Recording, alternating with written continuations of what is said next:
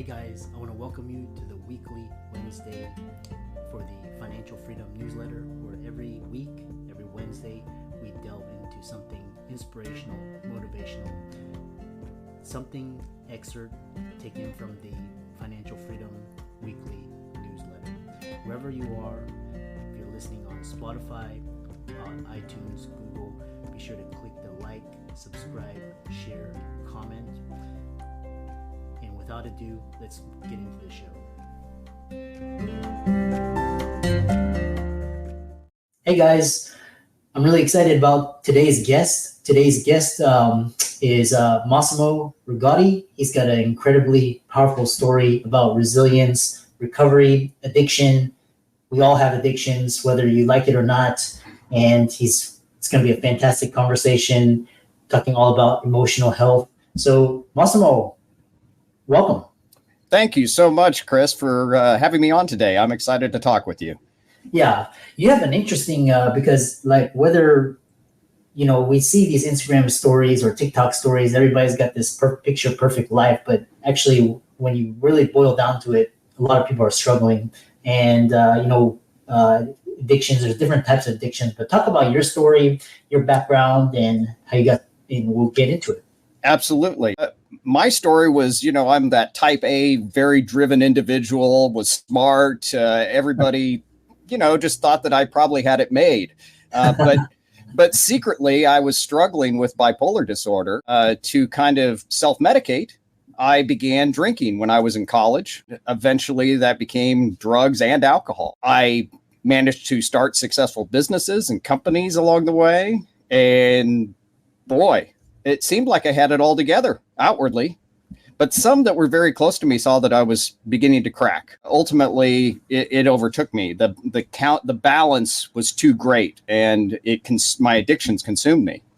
And when that happened, I lost everything. Lost my business, lost my wife, lost my house.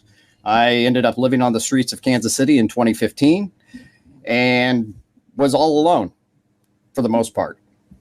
And I had somebody I was corresponding with, actually by mail of all things. And Samantha Thomas and I exchanged a lot of letters during this period, in which she really challenged me to look at myself and tell me that I didn't have to be this way, that I was smart enough to get back on my feet, and asked me some real pointed questions. And during those reflections, I realized I really needed to figure myself out. What was driving all of this? And as I did, I ultimately found myself sober again, got a job working for somebody else, which was at Kubota Tractor, and worked my way up through multiple promotions into becoming a general manager of their largest facility in the world. And from there, I went back out on my own again. And where we find ourselves today is that I am focusing all my energy on Flavors of Confidence, the book that I released in March, and I'm out speaking and trying to help everybody get sober. Yeah, it's really interesting because it's like I said, everybody's struggling in some way, and it's really interesting to see how people turn their struggles into a passion through educating and awareness.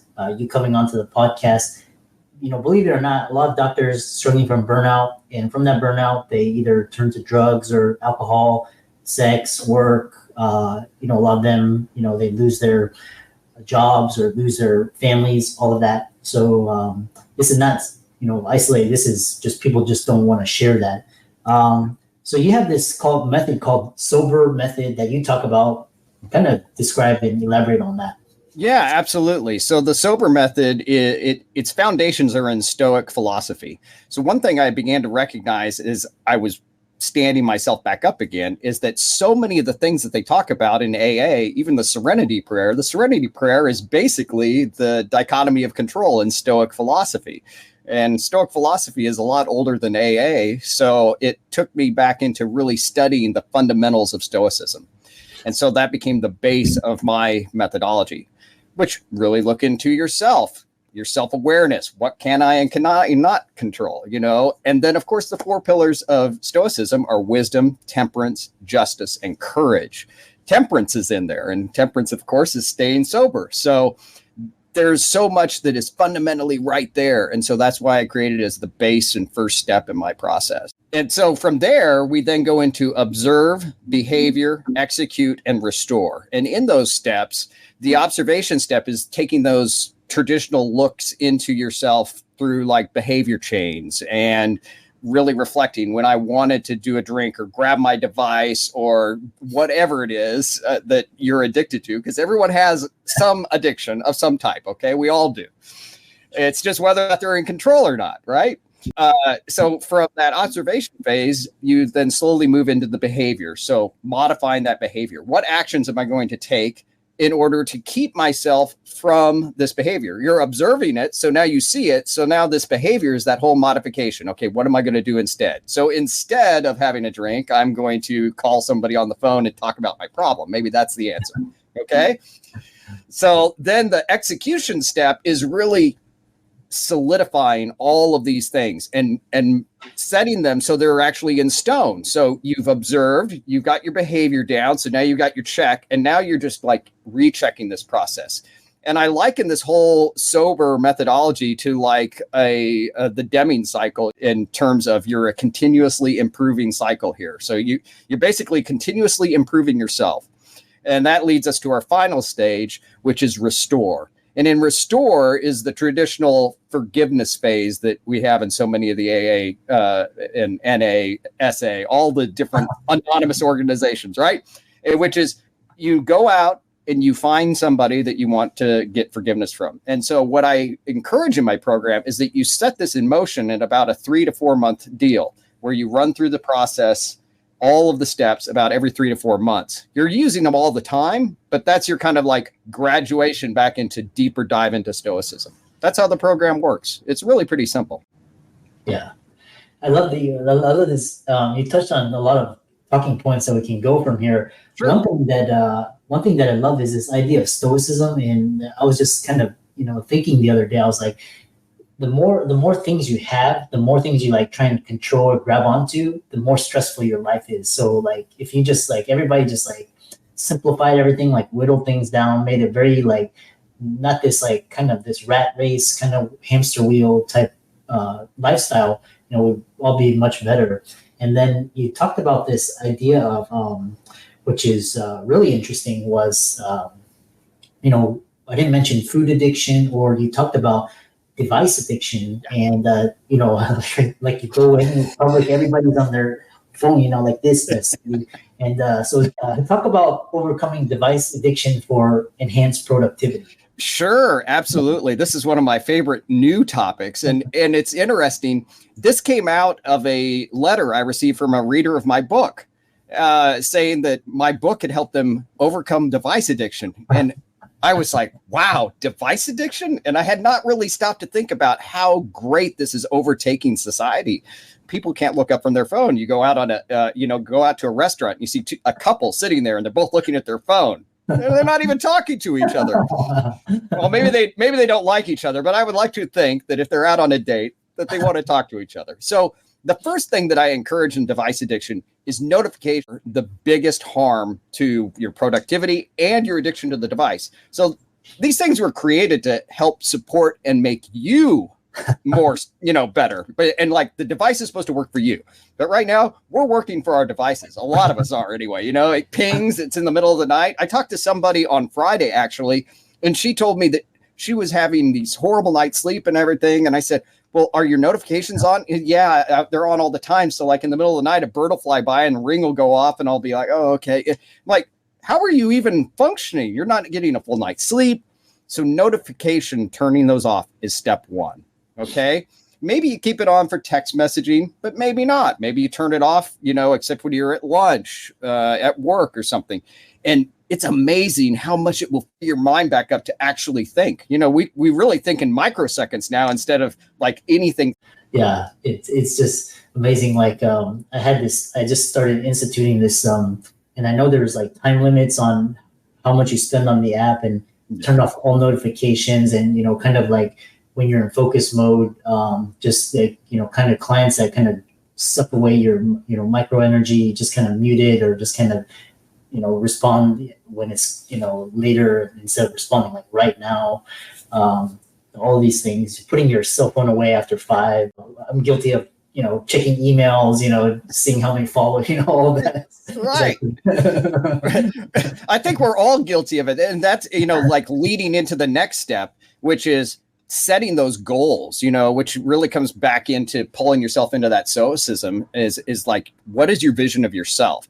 And if you had things written down and you knew where you were headed, you would be less likely to pick up that phone because like, I don't have time to do this. I need to get this done. And I think that so many of us kind of just keep our goals in our head and we don't write them down or we never really review them.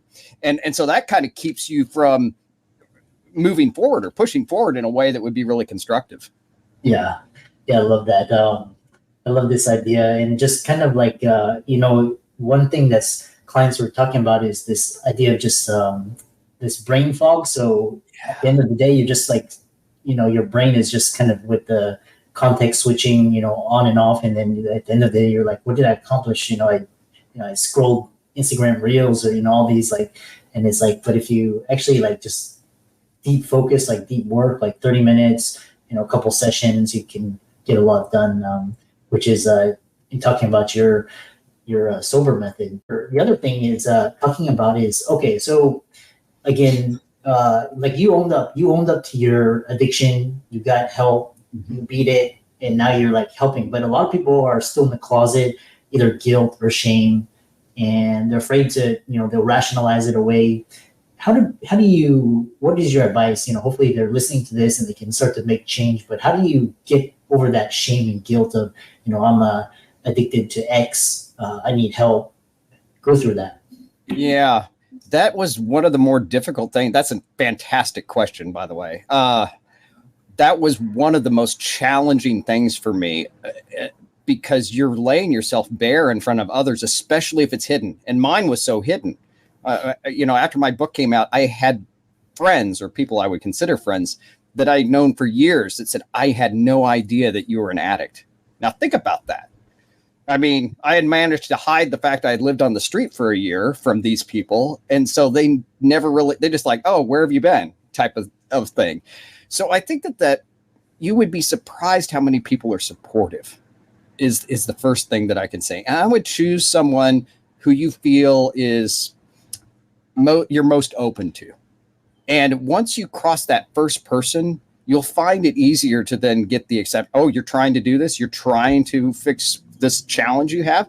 Look at behind you. People like a story like this. And I think everybody, all of us, feel that need to help others. I think it really, and when we lay ourselves a little bit vulnerable to somebody that cares about us, they're really willing to help. And that's what was so surprising to me. I was so ashamed I didn't want to tell anybody. And once I did, I saw that there was acceptance. And once I got that acceptance, I was like, I need to share my story. I need to share this method. And then now look at me. I'm out publicly saying that I was a total mess for most of my life. So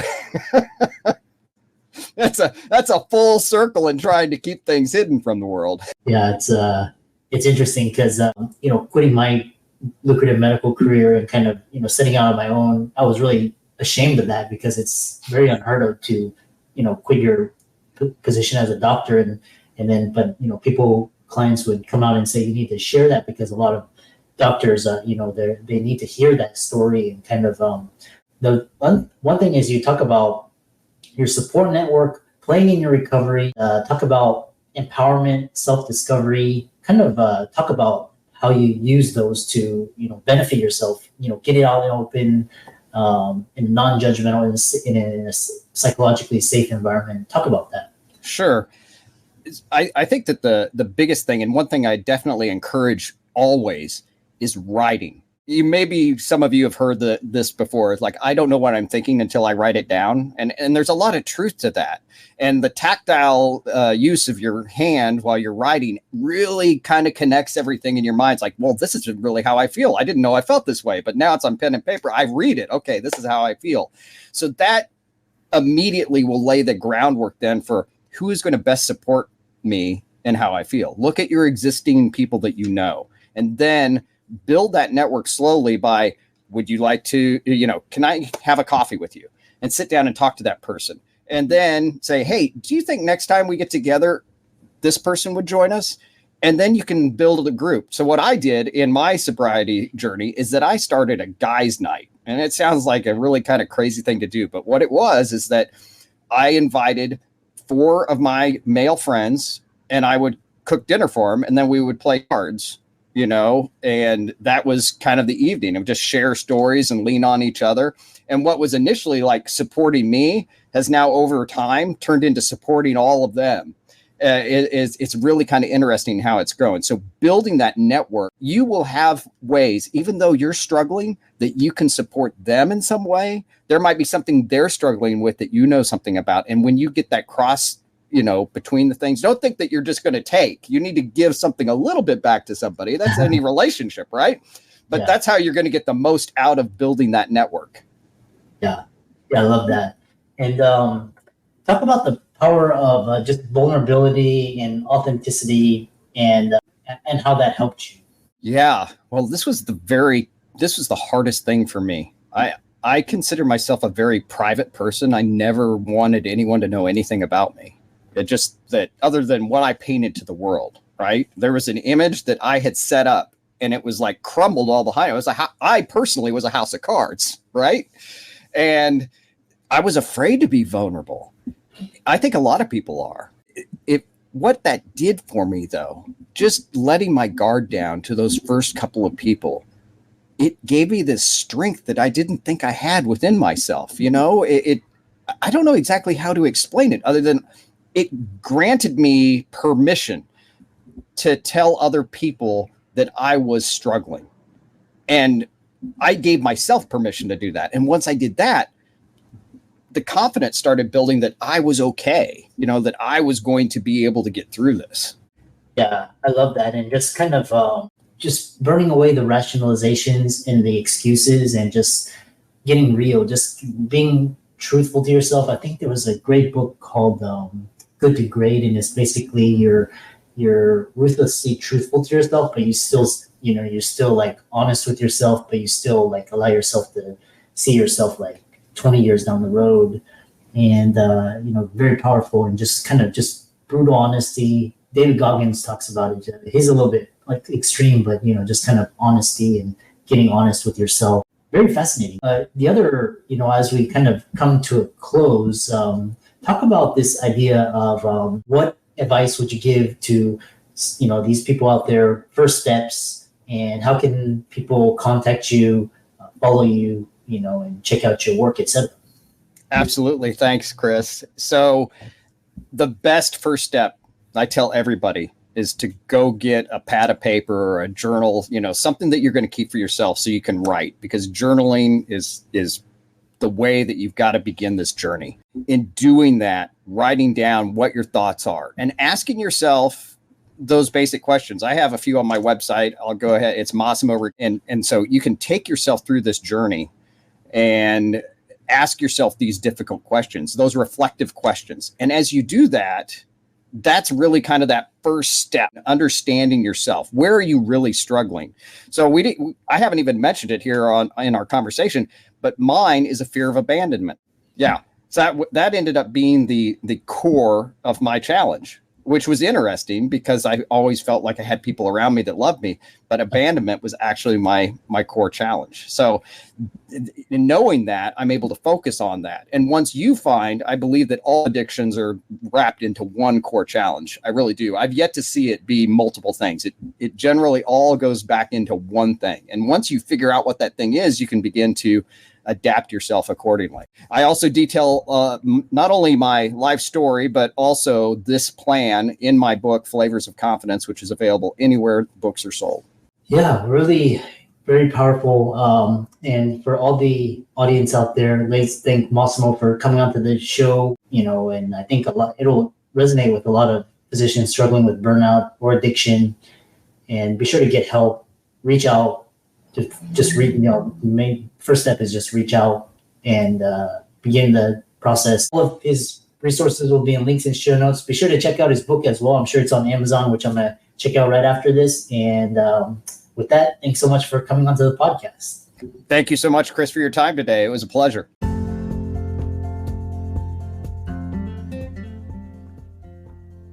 I hope you really enjoyed that wonderful, inspirational, motivational piece. Again, if you were wherever you are listening, if you liked it, be sure to like, comment, share, subscribe. We're on everywhere: Spotify, iTunes, Google, Amazon, Audible. And without much ado, be sure to thank this show's sponsors, and we'll see you next week.